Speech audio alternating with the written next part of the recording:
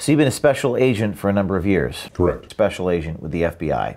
That's correct. I've worked in counterintelligence, counterterrorism. I've worked criminal. What brought you to Project Veritas? Why are you here? There's a number of very troubling things that are happening within the FBI. And I would say that the direction that the agency has headed troubles a vast majority of the agents. Project Veritas appears to be a victim of political undertakings, which is where this agency has gone. You came across some information. Can you tell me a little more about that? The file that you're talking about is background on the Project Veritas investigation that resulted in the search warrant at your premises. There's a number of things on there that are alerting, and they don't necessarily make sense for the type of organization or agency that you are. First of all, what can you say about how you came across or acquired this? This was given to me by a colleague who was interested and also sympathetic to the fact that it appears that there's a political vendetta against your organization. And what leads you or him or her to believe that there's a political vendetta? We don't see a lot of investigations into news organizations. It's not common. The ones that are almost specifically tied to threat countries that we would be investigating for intelligence purposes. To see a criminal investigation, particularly one categorized the way that this is alerting, and it's surprising based on the public information that is provided. What does SIM mean on this document? It says SIM, news media. So SIM is a classification that means it's a sensitive investigative matter, and that basically affords the subject of the investigation with certain protections internally. Because it's sensitive, it could be a political figure, it could be someone in a church or a religious figure, it could be a news media organization. Who makes the classification that we're news media? It would be done in the FBI's office, specific to the investigation. It would usually be identified as by the case agents who are working it. Based on the prominence of that individual, there's going to be a higher level of supervision to sign off on authorizing a case. And it's also done in conjunction with the chief division counsel of that field office, who's going to be the top internal lawyer. Title restricted, access denied. Why is that? So once you are designated as a SIM, the information is going to be restricted from the rest of the FBI's search capabilities. That title would normally be the name of the subject, the name of the victim, the name of the type of crime that is being alleged, if these things exist. In this case, it's restricted because even the name of the subject would indicate the nature of what was going on. Have you ever heard of this happening before? An investigation like this into the news media of this nature? I'm not aware of any. 56D, what is that in reference to? 56D is a classification of the type of investigation. So that alphanumeric specifically refers to federal election crimes. But there's any number of classifications that follow all manner of both intelligence investigations and then also criminal investigations. And in this case, it was a story potentially about a diary. So maybe the audience is wondering, what does it have to do with an election crime? This document does not answer that. I think it's a question that a lot of people within the Bureau would probably also be curious to know. So let's go first to CAST. What is that in reference to? CAST is an internal program in the FBI that uses sophisticated techniques to exploit cell phone data for location and for content. It can be used with geofence warrants. It can be used in conjunction with cell phone tower dumps, IDs, Wi-Fi network pings, and it's basically looking for location, and it's looking for time and distance with phone numbers. Talk more about these different categories, ELA, GJ, Interprods, PAN, and what strikes you about these things that they've listed here. So some of them are very common, and they would be in almost any case. Intel prods, that's intelligence products. That's going to be required to be in any opening case. It may or may not be a placeholder. Grand jury, same thing. If the case is going to be prosecuted, there's a grand jury file. There's nothing exciting there. ELA, standard, required. This is a depository for evidence. Nothing alerting. PEN tells it that they were probably doing a PEN registry, trap and trace. So this is a legal technique where they can see your toll records on whatever phones that they're exploiting. They can write to the carrier. It wouldn't have content. It would simply just be the transaction records between phone numbers. I haven't seen a CNN file before, so I can only speculate that it means what it looks like it means. Would they be investigating CNN as a news organization, or I mean, what do you make of that? It could be any number of things. If they think that there was a violation where CNN was a potential victim, they could maybe use it that way. Sometimes we'll see it if it's a place where certain source information comes in. In this case, CNN, I couldn't speculate what's in it, but I imagine it has to do with CNN. Going down to Sentinel tags, HQ, CID. So HQ refers to the Hoover Building. That's the folks at FBI headquarters. CID is Criminal Investigation Division. And it lists a series of things: violence, extortion, coercion, liberty, activity. What does that mean? So these are threat tags. They're going to tag analysts to take a look at the documents that are being produced in this investigation. And I think they mean exactly what they say on their face. But why they mean that regarding your organization is outside of my understanding. I don't see things like this. This was chosen by the people who opened up this case.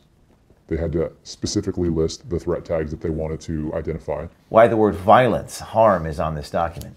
Now, some of these could be speculative, that they could infer based on your interests and the danger with an organization that has taken the political lean that we have and has already assided a fairly partisan outlook. You're in danger of people giving into their biases and assuming maybe that you are involved in violence or harm when in fact there's no evidence to it. There's no requirement for there to be evidence to be able to put a tag on like this. This is simply a review, so the people that are interested in those specific programs will take a look at what you're doing. On Thursday, October 29th at 1:00 p.m., Roberta Kaplan, attorney for Ashley Biden, who also is or was the attorney for the woman married to the son of the U.S. attorney in this case, sent an email to Jared Eade, General Counsel, Project Veritas. This is insane. We should send to Southern District of New York. This document is dated October 29th. Do these things work that fast? So a case opening can be done in a morning. There's no question about that. But generally speaking, if you're going to do something like a SIM, it's been talked about for a little while. What we're seeing on the date that says the opening was on 10/29, what that tells us is that's when a full investigation was initiated. But that doesn't mean that there wasn't an assessment of some kind. Right. Or if there wasn't a preliminary investigation, which would involve some other tools that they would be able to use to initiate prior to that. What I do know is that if it happened in a day, it's likely something that was discussed prior to. If you have an interest in opening a case on a SIM, it has to be discussed, it has to be signed off. First, it has to be approved as a SIM. Who approves that? So generally speaking, it's going to go supervisory or above, but it also is going to have concurrence with the legal counsel within the office. And what's the legal counsel title? The top lawyer will be known as the Chief Division Counsel, and they will work with, but they're not beholden to in any way, shape, or form, the Southern District of New York. So the United States Attorney's Office makes its own assessment of what they're doing when they prosecute. And we can open cases that never get picked up for prosecution. That happens all the time. They can bring us cases, we can bring them cases. So neither of us work for the other, but we do work as partners. What do you hope comes from your endeavor to be here and say all this? I would hope that we could end up with a nonpartisan law enforcement agency in this country that's not doing things that seem to be inappropriate for the power that it wields. It's an awesome responsibility.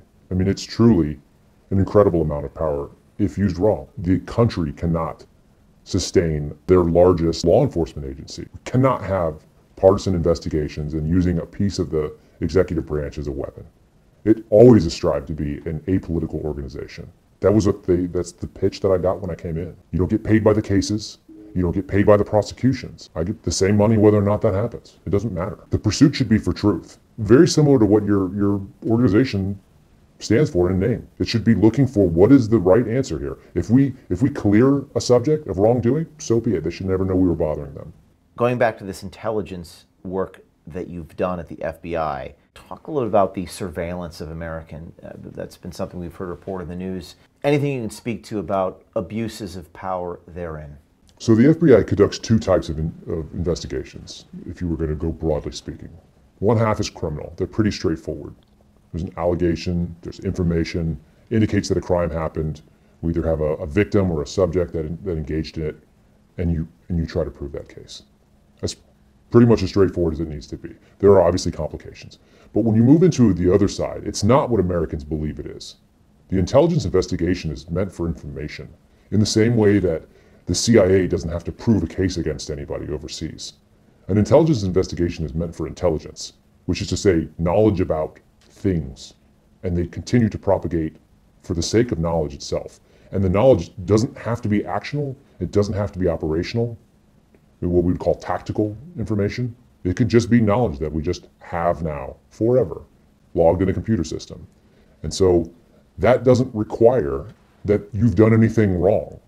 Simply by being the virtue of your position in your job, depending on your job, by being an American citizen who may travel, like your ancestry, these could be easily justified under a classified appendix that exists under the document that you're looking at there, which is called the DIOG. That's the governing dynamic for the FBI. It's the DIOG. The DIOG. That's the Domestic Investigation Operations Guide.